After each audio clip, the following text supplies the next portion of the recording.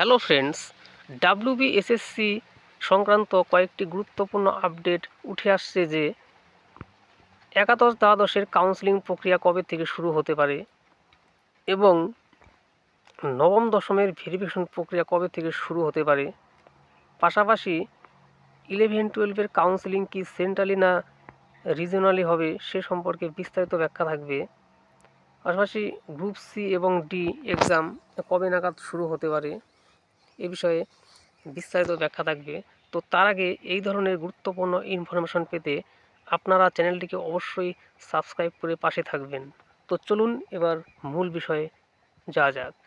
প্রথমত 11-12-এর কাউন্সেলিং প্রক্রিয়া কবে থেকে শুরু হবে, তো তার আগে এসএসসির তরফ থেকে নোটিশ আসার কথা।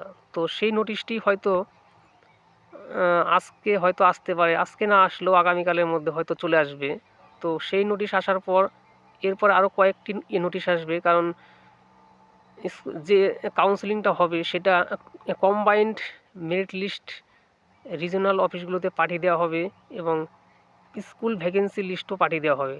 এবার কম্বাইন্ড মেরিট লিস্টটা কি, যে এই মেরিট লিস্ট অনুযায়ী কোনো ক্যান্ডিডেট তার ইচ্ছা মতো স্কুল সে চয়েস করে নিতে পারবে তার র্যাঙ্ক অনুযায়ী।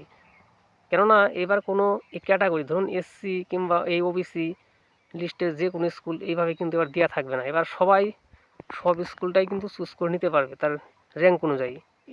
এটা একটা কিন্তু ভালো খবর যে কোনো ক্যান্ডিডেটের ভালো র্যাঙ্ক থাকলে সে যে কোনো স্কুলই সে বেছে নিতে পারবে তার বাড়ির কাছাকাছি যে ভালো ভালো স্কুলগুলো আছে।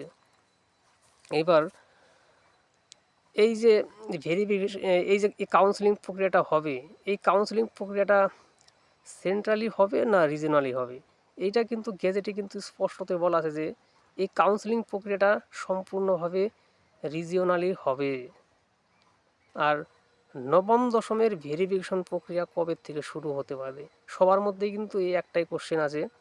কারণ দেখুন, একাদশ দ্বাদশের কাউন্সেলিং প্রক্রিয়া শুরু করতে মোটামুটি ফেব্রুয়ারি মাসের 4-5 তারিখ চলে যাবে। তো সেক্ষেত্রে এই কাউন্সেলিং প্রক্রিয়াটা সমাপ্ত হতে কিন্তু ফেব্রুয়ারি মাসের সেকেন্ড উইক লেগে যাবে।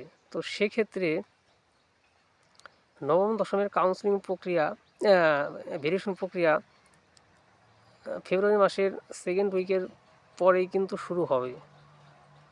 আর গ্রুপ সি গ্রুপ ডি এক্সামের কবে হবে, এটা যেটা আগের সূত্র মারফত বিভিন্ন সংবাদ মাধ্যমে যেটা বেরিয়েছে যে মার্চ মাসের ফার্স্ট উইকে গ্রুপ সি এবং ডি এর এক্সামটা কমপ্লিট করে নেবে, কিন্তু হয়তো নিয়োগটা ভোটের পর হবে, এটাই আভাস পাওয়া যাচ্ছে। আর 9-10-এর হয়তো নিয়োগ প্রক্রিয়াটা শুরু করে দিয়েছে যেহেতু ভোটের আগেই, অতএব এটা ইলেকশন ডিক্লেয়ার হয়ে গেলেও কিন্তু এই নিয়োগ প্রক্রিয়াটা কিন্তু থেমে থাকবে না, যেটা মনে হচ্ছে। তো দেখা যাক শেষ পর্যন্ত কি হয়, এ বিষয়ে অন্য একটি ভিডিওতে আলোচনা করা হবে। আজ এই পর্যন্ত, ধন্যবাদ।